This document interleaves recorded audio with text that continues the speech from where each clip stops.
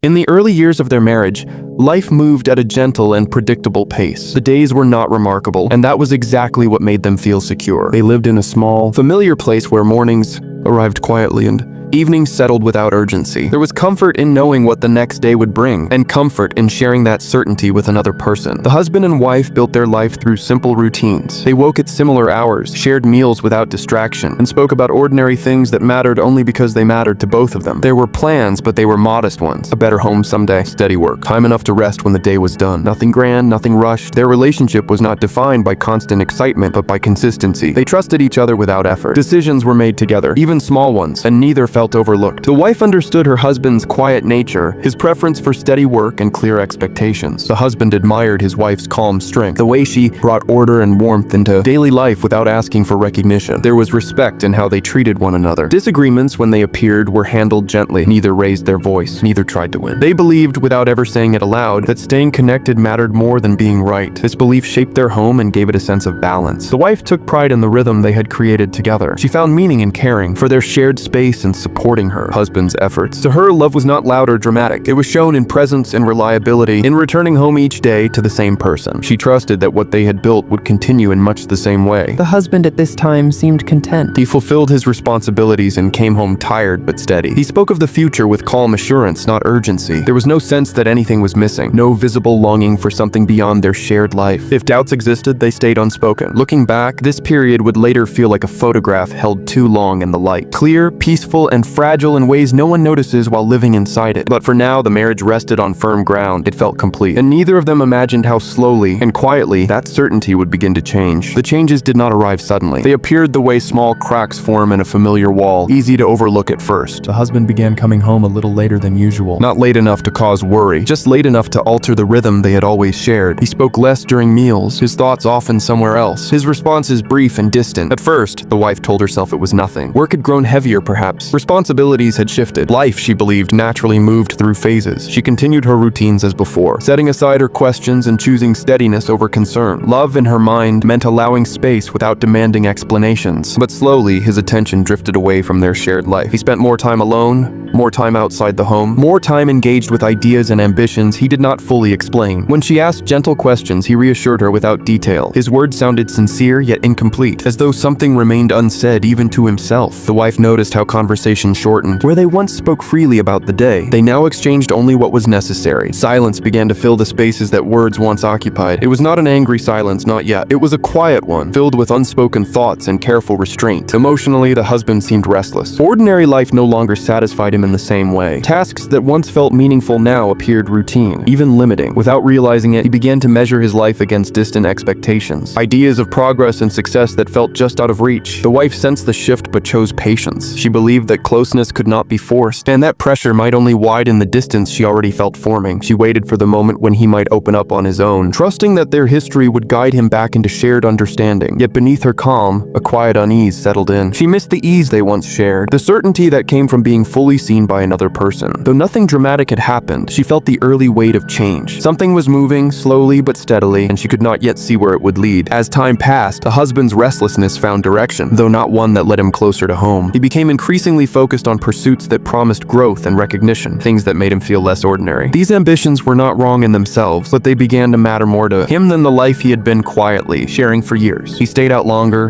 returned home distracted, and spoke often about possibilities rather than realities. His attention was divided, and the part that once belonged fully to his wife now seemed claimed by distant goals and influences outside their marriage. Without intending to cause harm, he began to place his personal advancement above their shared balance. The wife felt the shift in practical ways. She managed the household alone more often, made decisions without discussion, and carried emotional weight that had once been shared. She did not complain. She adjusted. Love, to her, meant absorbing change and maintaining stability, even when it required personal sacrifice. The imbalance in their marriage grew quietly. The husband moved forward, chasing something undefined, while the wife remained anchored to what they had built together. Their lives, though still connected, no longer moved in the same direction. Even when they sat in the same room, there was a sense of distance that could not be measured, but was deeply felt. At times, the wife questioned herself. She wondered whether she was asking too little, whether her patience had become a kind of silence that allowed the gap to widen. Yet each time she considered confronting him, she chose restraint. She feared that speaking might confirm what she was not ready to accept. The husband, meanwhile, convinced himself that his absence was temporary and necessary. He told himself that once he achieved what he was working toward, everything would settle again. He did not see how each choice, each delay, gently weakened the bond he relied on for comfort and belonging. Loneliness settled into the wife's days, not as despair but as a steady ache. She continued her routines,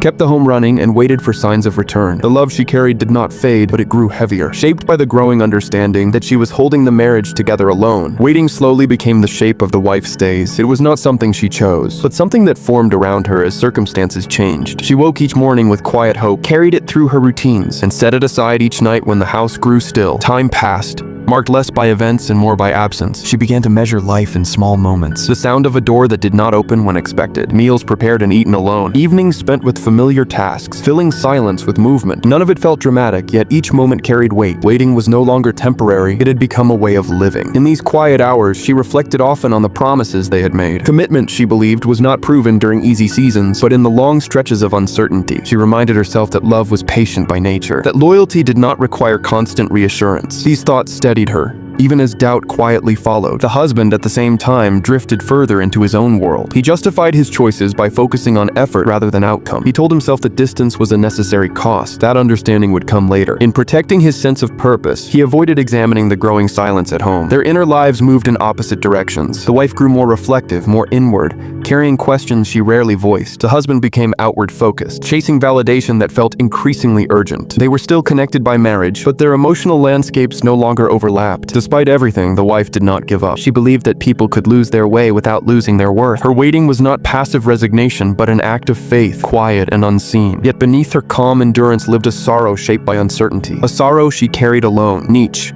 Passing day deepened the question she did not ask aloud. How long could love sustain itself on patience alone? The answer remained unclear, suspended in the stillness of a home that no longer felt whole. The moment did not arrive with raised voices or sudden decisions. It came quietly, as most turning points do, when endurance reaches its natural limit. The wife felt it not as anger, but as a deep and unfamiliar exhaustion, the kind that settles into the body and makes even hope feel heavy. There was nothing specific that caused it, no single absence or broken promise. It was the accumulation of days spent waiting, of understanding offered without return, of strength given without rest. She realized, slowly and without bitterness, that she could no longer carry the marriage on patience alone. For the first time, she allowed herself to acknowledge the cost. She had been loyal, present and steady, but in doing so, she had grown smaller within her own life. The recognition was painful, not because she regretted her love, but because she saw how little space remained for herself. The husband, meanwhile, encountered the consequences of his distance in subtle but undeniable ways. The home no longer felt like a place of ease. Conversations, when they happened, felt strained. The comfort he had taken for granted seemed absent, replaced by a quiet tension he did not fully understand. This was the emotional center of their story, not a confrontation, but a shared awareness that something fundamental had shifted. The wife could no longer pretend that waiting required no sacrifice. The husband could no longer ignore the emptiness his choices had created. Both stood in the same space, feeling the weight of years shaped by silence. There were no clear answers, only the understanding that life could not continue as it had. Whatever came next would require change, whether they were ready for it or not. The moment passed without resolution, but it left a mark. From here, nothing would be effortless. The path ahead, though still uncertain, demanded reckoning from them both. The time that followed was defined by distance, though it did not need to be named as such. Whether through physical separation or emotional withdrawal, space entered their lives and stayed. It was not dramatic or sudden. It unfolded naturally, as both of them recognized the need to step back and breathe. For the wife, this distance became a period of quiet rebuilding. She returned to simple routines, not as acts of waiting, but as acts of care for herself. She found steadiness in familiar tasks, in memory, in dignity. For the first time in a long while, her days were not shaped entirely around another person's absence. She reflected on who she had been before waiting became her identity. Strength, she realized, was not only about endurance, it was also about knowing when to stop giving what was no longer being received. This understanding did not harden her. It grounded her. The husband, left to face the stillness he had avoided, encountered loss in its truest form. Without the quiet support he had relied on, his pursuits felt hollow. Ambitions that once promised fulfillment now felt empty without anyone to share them with. Regret surfaced slowly without drama, as an awareness rather than an emotion. He began to see the cost of his choices not in blame,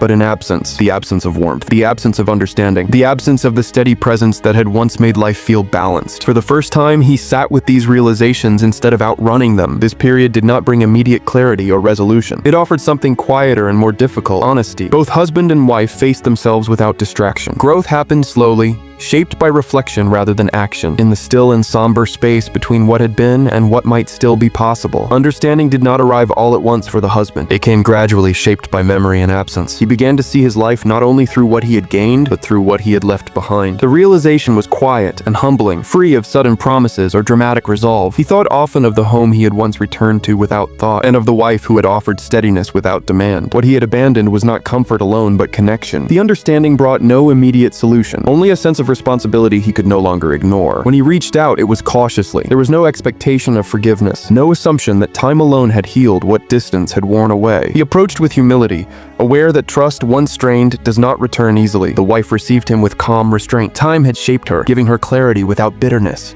She listened without rushing, guarded but open. Waiting had taught her the value of balance, and she was no longer willing to lose herself for the sake of hope alone. Between them, something fragile began to form. Not reunion, but possibility. They moved slowly, acknowledging the past without dwelling in it. The wife watched for consistency rather than words. The husband learned that presence mattered more than intention. Hope, when it appeared, was quiet and careful. It did not promise restoration, only understanding. Both knew that whatever lay ahead would require patience of a different kind, shaped not by waiting alone, but by shared effort. What remained between them was no longer the marriage they once knew. Time had changed its shape, softened some edges, and deepened others. When they finally faced what was left of their bond, they did so without illusions. There was honesty now, and a calm willingness to accept truths that had once been avoided. They spoke not in promises, but in understanding. Some wounds had healed quietly over time, through distance and reflection. Others remained, not painful in the same way, but present enough to be acknowledged. They learned that love does not erase the past, and that repair does not always mean restoration. The wife understood that her waiting had not been in vain, even though it did not lead to the life she once imagined. It had shaped her into someone grounded, self-aware, and whole. Her patience was no longer a sacrifice made in silence, but a choice she had outgrown with grace. The husband accepted that returning did not guarantee redemption. What he could offer now was presence,